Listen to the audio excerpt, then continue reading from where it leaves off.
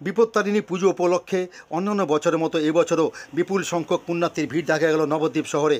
মঙ্গলবার সকাল থেকে বিকেল পর্যন্ত নবদ্বীপের মানুষের অধিষ্ঠাত্রী দেবী পোড়ামা মন্দিরে পুজো দিতে নবদ্বীপ শহর ও পার্শ্ববর্তী গ্রামীণ অঞ্চলের হাজার হাজার বিভিন্ন বয়সের মহিলা পুণ্যার্থী ভিড় করেন।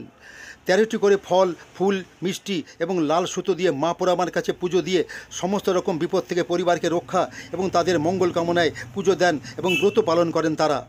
মূলত আষাঢ় মাসের রথযাত্রা ও উল্টো রথের মাঝে শনি ও মঙ্গলবার বিপত্তারিণী পুজো অনুষ্ঠিত হয়ে থাকে। পোড়ামা মন্দিরে পুণ্যার্থীদের ভিড় সামাল দিতে নবদ্বীপ থানার পক্ষ থেকে পর্যাপ্ত নিরাপত্তার ব্যবস্থা করা হয় এদিন। আগামী শনিবারও এই পুজো উপলক্ষে নবদ্বীপ শহরে ব্যাপক ভিড় হবে বলে মনে করছে প্রশাসন। পোড়ামা মন্দির ছাড়াও নবদ্বীপের অন্যান্য কয়েকটি মন্দিরেও বিপত্তারিণী ব্রত পালন করতে অসংখ্য মানুষ ভিড় করেন এদিন।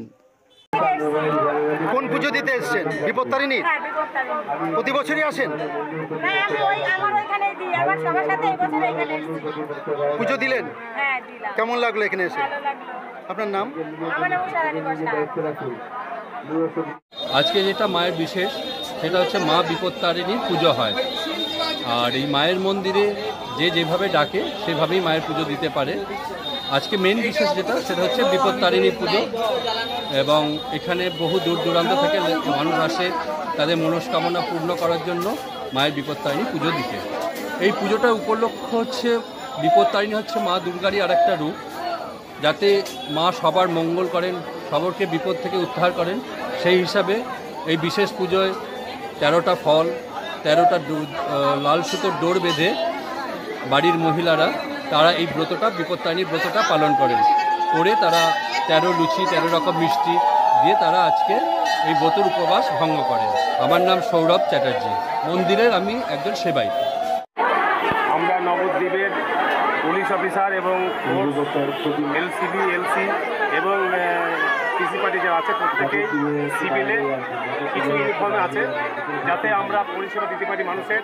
যত রকম সমস্যা হোক আমরা নিজেদের ওই দক্ষতা দিয়ে অনেককে আইডেন্টিফাই করতে পারছি। আবার অনেকে সিভিলে পুজো দিচ্ছে, এরকম পরিবেশ নিয়ে মন্দিরে ঢুকে বিভিন্ন রকম অপ্রীতিকর কাজগুলো করছে। এর আমাদের কাছে খবর আছে যদিও, তবুও আমরা সতর্কভাবে মানুষকে সতর্ক করছি, মন্দির কর্তৃপক্ষ সতর্ক করছে যাতে এই ঘটনাগুলো না ঘটে। তার জন্য আমরা পূর্ণ সহযোগিতা থানার তরফ থেকে জনসাধারণের প্রতি আমরা দায়বদ্ধতা আছে এবং সেটা দায়বদ্ধতা পালন করছি। আমার নাম নবদ্বীপ থানার এএসআই সামগ্রী। আমার বড় নির্দেশে আমি এখানে এসেছি। বড় আদেশ আমরা যাতে থানার মর্যাদা, থানার নাম থাকে, তার জন্য আমরা পরিশ্রম করে আমরা মানুষের পরিষেবা দেব।